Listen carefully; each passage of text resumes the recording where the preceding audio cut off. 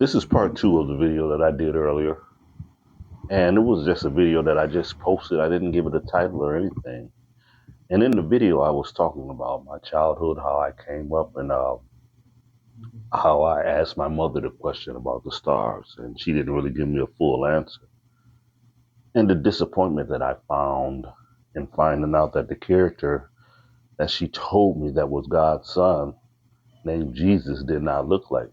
How that traumatized me as a young person, and I would say a young adult.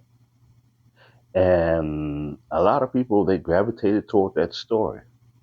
As a matter of fact, I got over 300 views on that story on YouTube.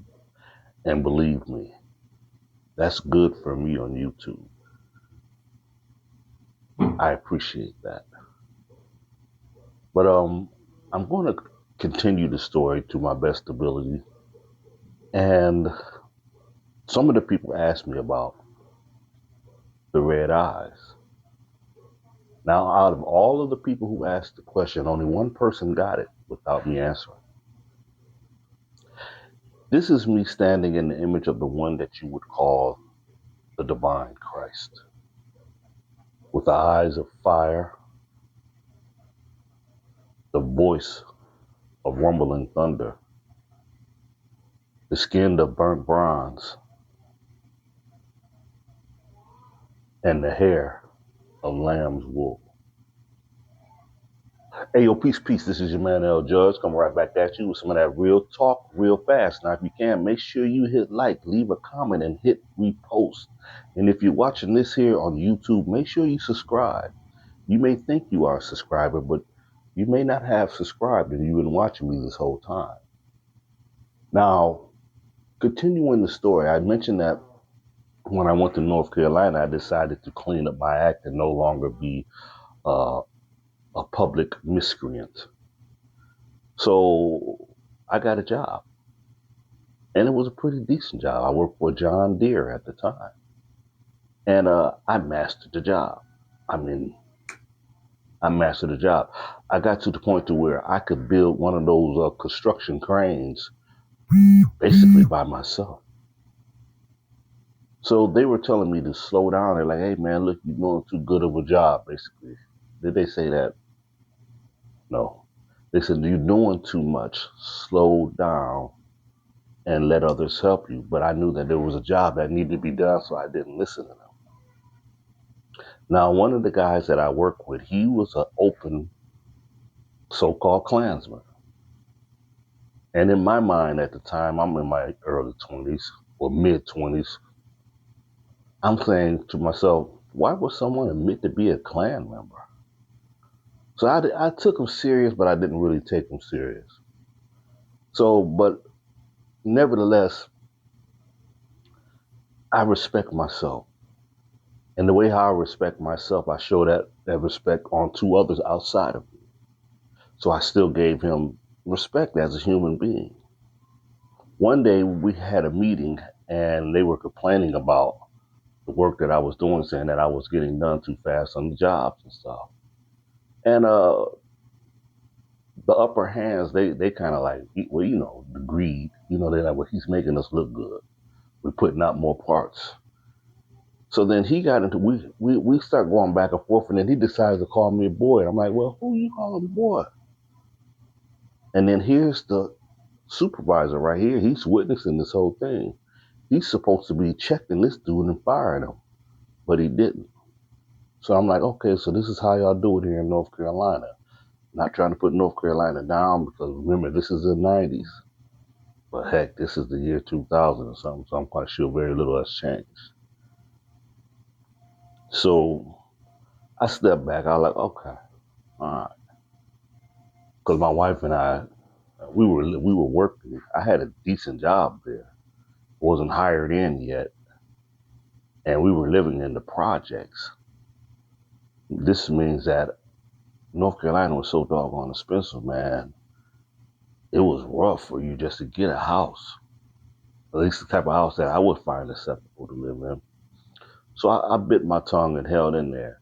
But I never forgot. I said to myself, what would make someone be so evil and so disrespectful?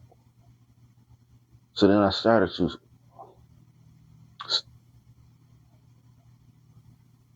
now I'm gonna keep going. So then I started to study the brain because I figured it has to be something wrong in a person's brain that would make them think that they are better or hold dominance over someone else.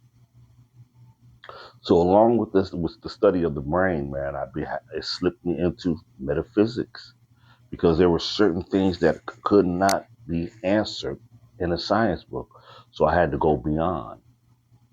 And as I went beyond, I began to study more stuff. And not only did I begin to study more stuff, I decided to take myself back to school while I was in North Carolina. I'm like, you know what? There must be something I missed out on because humans are not supposed to be like this here towards one another. So I had to go back to school in North Carolina. And I did. And one of the people who were teachers, an English teacher, she was friends with Maya Angelou. And one day we had to write an essay because I had dropped out of high school. So in order for me to go further, I had to go back and get my GED. That was a must. So in order for me to go further, I had to do this. But here's the thing. When I ran into this lady, and she was friends with Maya Angelou, one time we had to write an essay on God. She said, if you could talk to God, what would you say? And the letter that I wrote, or the essay that I wrote, said that if I was to communicate with God, the first thing I would do is go to the mirror, and then I would speak into myself. And I can't remember everything else, but I remember her reading it. She went and got a couple others. She said, look at this. She took my letter to Maya Angelou, and Maya Angelou gave me the thumbs up on that. This is back in the 90s. Now, to continue, that was just a little ego trip. I'm sorry about that. Sorry about that. But I started to look at alternative religions. So I started to look into the Nation of Islam because that's pretty much what I had access to. I had access to Rastafari, the Rastafari religion, of course, and I had the Nation of Islam. I drew a little bit closer to the Nation of Islam, especially because that incident with me and that so-called clan member, it brought out a certain black awareness that I had, but I never really had. Although I grew up with racism in Toledo, Ohio, when I was in North Carolina, when that happened to me as an adult, thinking that maybe we grew past this, and I had a reminder of it, I was like, okay. So now I got to start finding out who I am so I can defend myself mentally, physically, and spiritually when it comes to someone trying to put me down. And the Nation of Islam, they were the ones who were giving you the black history. They were giving you understanding of black black excellence at the time, you know what I'm saying? Like how we did things in Tulsa, Oklahoma, and places like that. They were giving me the stories that I needed to build myself up as an individual that exists on this earth plane in this body of a person that they call a black individual, someone who is on the black list, someone who is meant to be treated less than because they're placed on the black list. So going through this travel and going through this understanding of self and getting knowledge of self, I had to deal with the character known as Jesus because the character that was known as Jesus is still affecting me. And I couldn't get closer into the magic and the science of Christianity because of that image that was given onto me of the character known as Jesus. And the thing of this character being labeled as God's son was something that I knew I had to get a full, complete understanding of it. But in order for me to get a complete understanding of it, I had to tear down everything that I knew about this thing. And I had to turn my back on this Jesus character. Now, this video is going on 10 minutes.